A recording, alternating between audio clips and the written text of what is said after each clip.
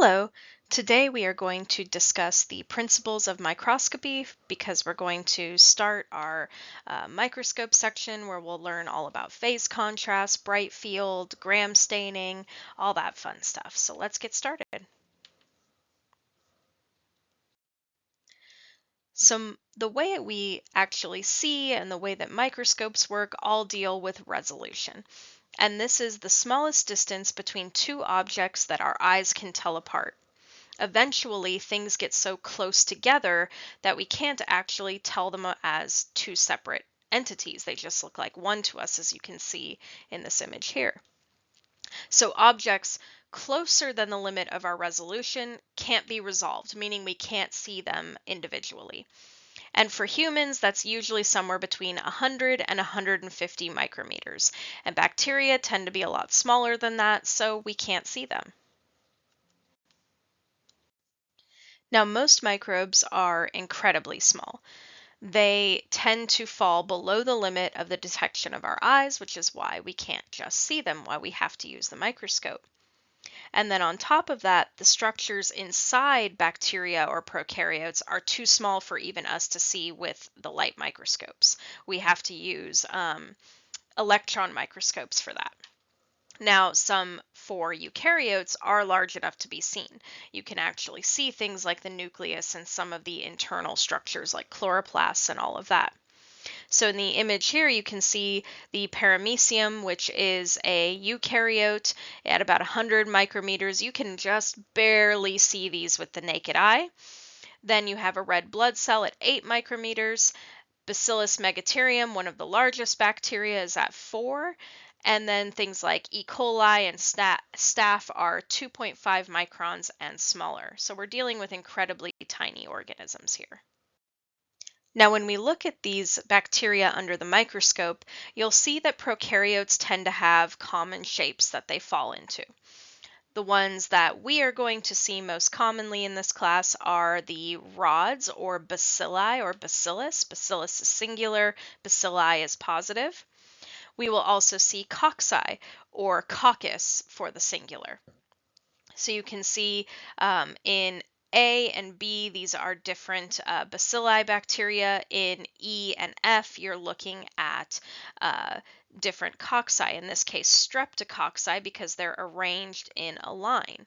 Staphylococci are arranged in clusters that look like grapes. So strep means line, staph means cluster. Diplo means two, so they tend to be arranged where there's always two together. So when you have any of these, you can have a diplobacilli or a staphylobacilli or anything like that. And then there are also spirochetes that you can see in the middle here where they actually look like tiny corkscrews. We are not going to see any of those in this class, but they include bacteria like Borrelia burgdorferi, which causes Lyme disease, and many others.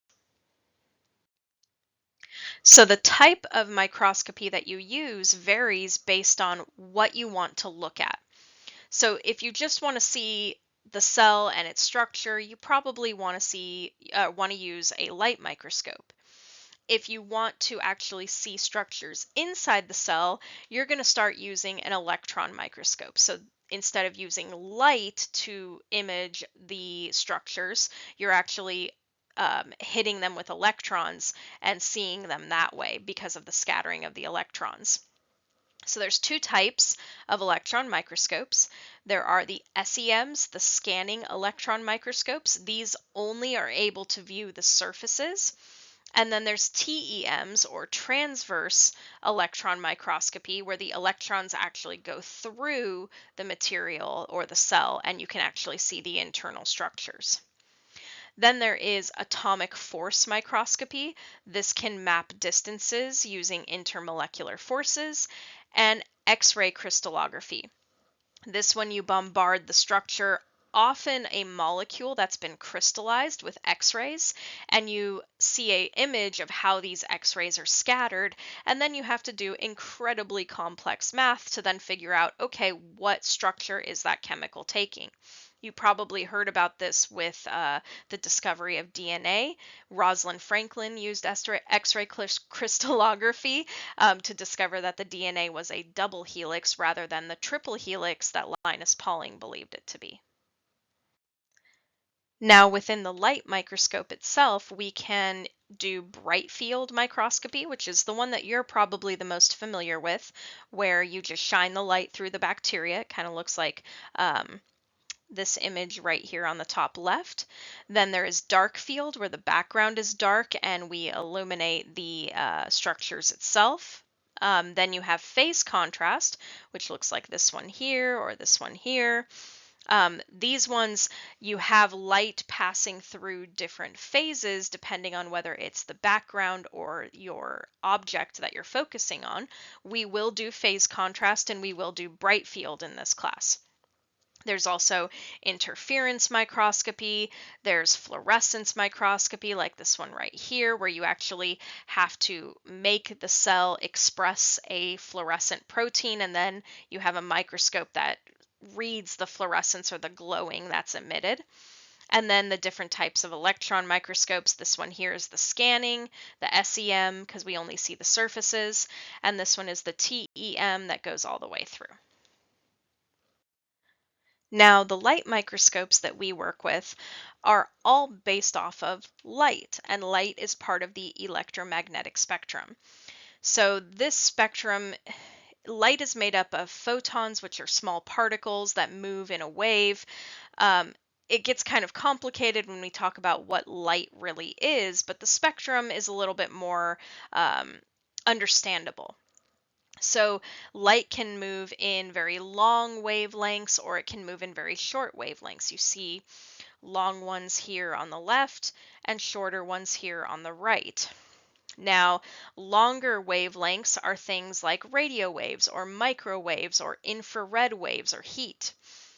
Then we have a small portion that we call visible light. This is the visible light spectrum, where the longer wavelength is seen to us as red and the shorter wavelengths are more like purple. Then as they get shorter and shorter, you're talking about UV rays, X-rays, and gamma rays, the ones that can actually pass through and damage our cellular structures. So visible light is between 400 and 750 nanometers for the length between the crests of two different waves. Now, for electromagnetic radiation to resolve an object, you have to have contrast between the object and its medium, or basically its background or whatever it's in. The wavelength has to be smaller than the object. So if you're looking at something that the wavelength is bigger than the object itself, you just will never be able to see it. So anything smaller than 400 nanometers, we just can't see. And then, unless we use a different type of radiation to look at it. With the visible spectrum, we can't see it. And then we have to have proper magnification. So light actually interacts with the objects around it. Because light is also a particle called a photon, these photons can hit whatever it is that the light is coming into contact with. And a photon can hit an object and be altered in 4 ways. The first one is absorption. So the photon can come in and it can actually be absorbed by the material that it is hitting. And usually when that happens, you see an increase in heat because you're absorbing that energy from that photon. Then you have reflection right here, where the photon comes in and it is bounced back out. Now, usually it bounces out at the same angle that it came in and hit the surface with. Then there is refraction, where the light passes through the object and comes out on the other side. Now, with this one, the bending that occurs depends on the substance that it's traveling through. Some things will cause the light to bend and come out in a completely different angle than what it came in with. Other things, it'll be the same. Others, it'll be a shorter angle. It all depends. And then there is scattering, where light comes and passes through an object, but at the same time, it scatters the light in all different directions. Often with this, it looks like a haze around the object. Um, Sometimes it can also be a turbidity, like a cloudiness in the object as well. So refraction was when the light came in, passed through, and then was sent out of the material again. And this is how lenses work. So the glass is going to slow down the light wave and cause it to bend in a different direction. And as it goes back into the air, it will then turn and either be a sharper angle or a less sharp angle depending on the refractive index of the glass. And so this allows us to actually bend the light in a way that we can see things that otherwise we can't see. So with lenses, we tend to use curved lenses where the light will come in and it will be bent so that light meets at a specific point called the focal point. All the light waves converge at the focal point. And the distance between the lens and the focal point is called the focal distance. Now, objects that are placed beyond the focal point, behind the lens, will create a real image that can be projected, but the objects that are placed within the focal distance create a virtual magnified image that cannot be projected. You don't have to know the difference between all of that. This is just a very brief explanation of how the microscope works.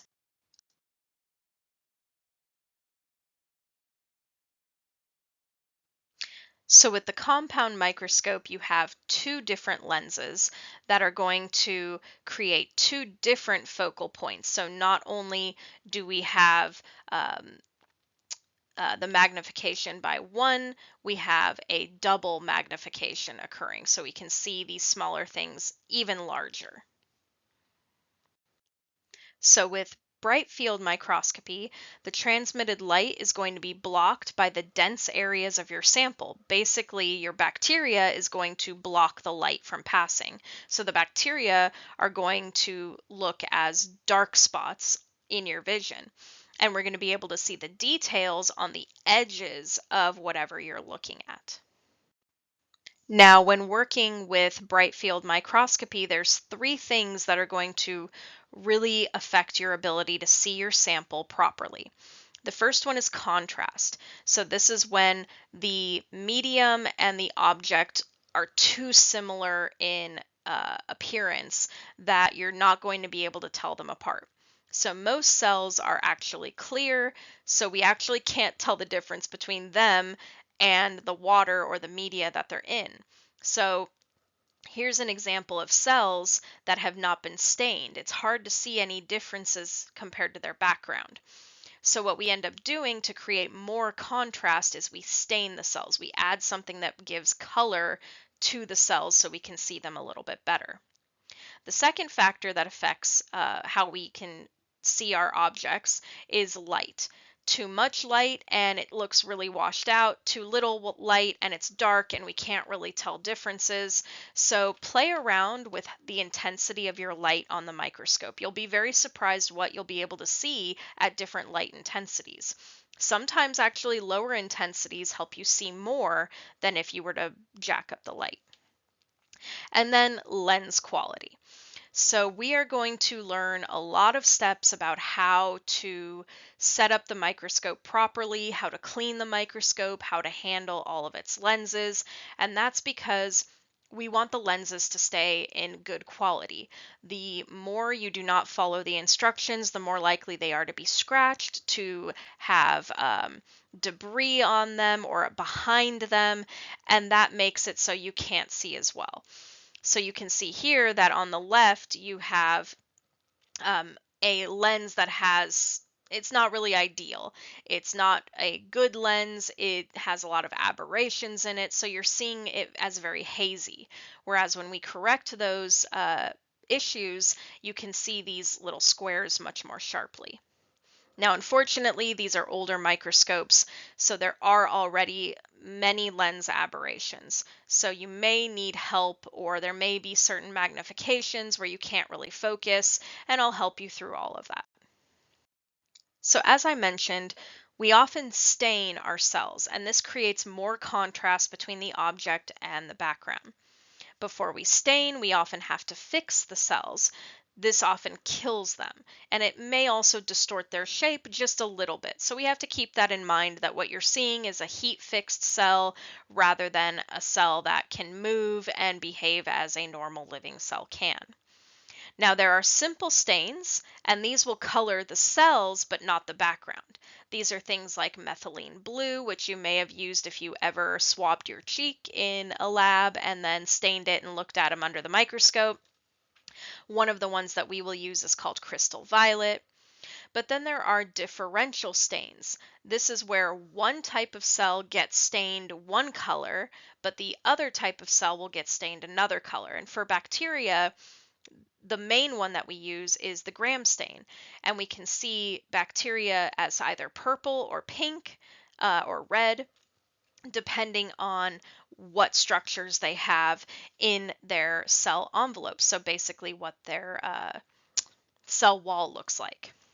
And then you have acid-fast stains, where you see acid-fast and non-acid-fast bacteria as either reddish pink or blue. You have an endospore stain, where the cell appears pink and the endospores appear green. And then you also have a capsule stain, which is a negative stain. It stains the background rather than the capsule, so you see the capsule as the clear space.